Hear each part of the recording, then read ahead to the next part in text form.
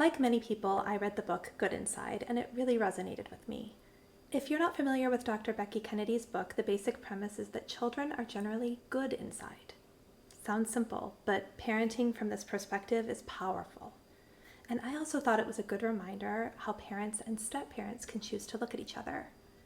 Seeing the adults in your blended family as good inside doesn't mean you have to become best friends and sign up for fun runs wearing matching t-shirts, although if you do, that's cool.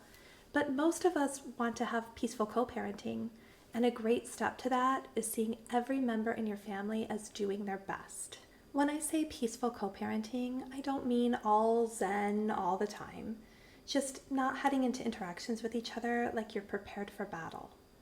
At the heart of most blended families is a mom and dad who probably have some different opinions.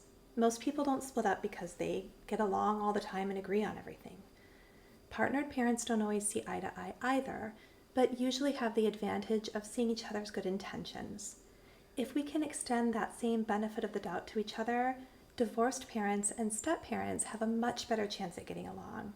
So I have some tips for you today on how to see the best in each other. I'm Deanna, and I started the Not So Wicked Stepmother because I've noticed many misconceptions about blended families, and I want to help change the narrative. If that's something you're interested in, please subscribe for a weekly video. Yes, there's the wicked stepmother trope, but it's not the only myth. It can feel like people outside the family, and sometimes even in it, are trying to figure out who's the bad guy. What if there is no bad guy? What if there were two people who had kids together, are no longer in love with each other, but still love those kids fiercely? What if there's room for them to each find a new partner who also loves the kids? I actually think this is pretty common. It can be true even if mistakes have been made along the way.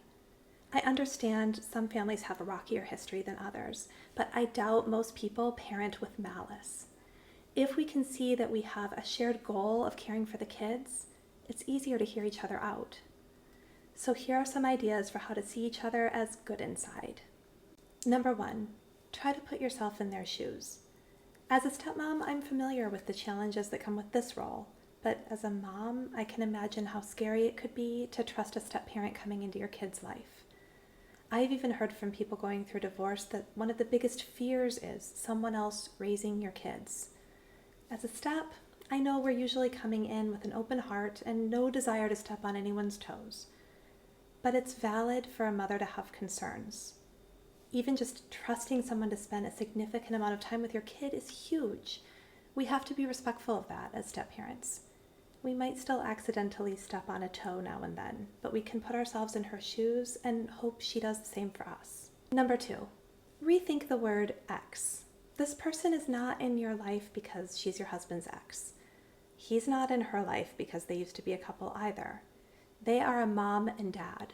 That is the purpose of their relationship as it exists today, and remembering this puts the kids at the center of how you all interact. Think of it this way. Your partner is texting his ex. That can make you feel insecure and uncomfortable. But if you can see that he's communicating with his kid's mom, they're just co-parenting. To me, the term ex just feels negative, and it doesn't represent how I see my stepkid's mom. I think by intentionally using language that is connected to our roles with the kids, we're regularly reminding ourselves that we are all in this together. Number 3, take what the kids say with a grain of salt. Kids are good inside, but they're also unreliable narrators. They may say things like, "Mom lets us do this," or "Dad doesn't make us do that," to try to get their way.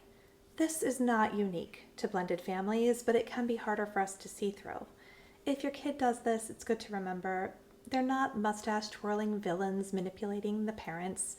They're just kids who maybe don't feel like doing their homework or tidying their room and looking to get out of it. So they might say the other house doesn't enforce such things.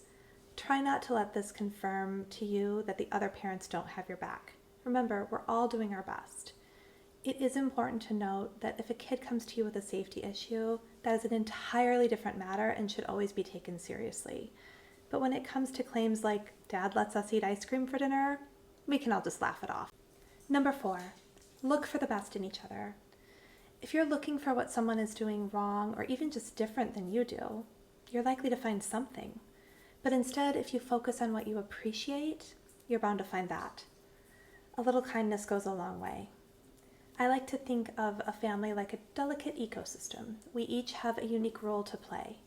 When we focus on the value that we can bring to the group and practice gratitude for what others do, the ecosystem thrives.